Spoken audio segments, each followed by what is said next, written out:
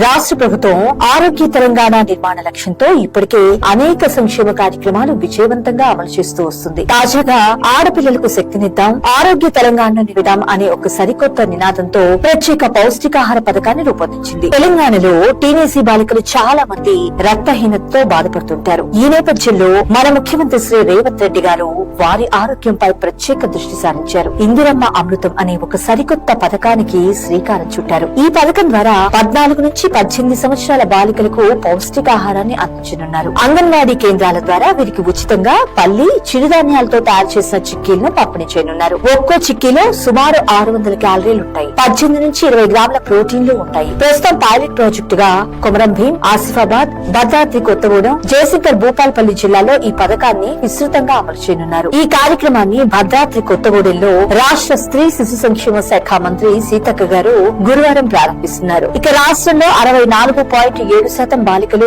కౌమార దశలో రక్తహీనతతో బాధపడుతున్నారని జాతీయ కుటుంబ ఆరోగ్య సర్వే తేల్చింది. ఈ సమస్యను అధిగమించడానికి ఆరోగ్య శాఖ త్వరలో హెచ్బి పరీక్షలు నిర్వహించి రక్తహీనత ఉన్న బాలికలకు ఐరన్, ఫోలిక్ యాసిడ్ మాత్రలు అందించేందుకు సిద్దమవుతుంది. అధికారంలోకి వచ్చినప్పటి నుంచి రేవంత్ సర్కార్ ఆడబిడ్డల భద్రత, విద్య, అభివృద్ధికి ఒక ప్రత్యేక శ్రద్ధ చూపుతుంది. ఈ పథకం తెలంగాణ భవిష్యత్తుకు ఆరోగ్యకరమైన పునాది వేస్తుంది.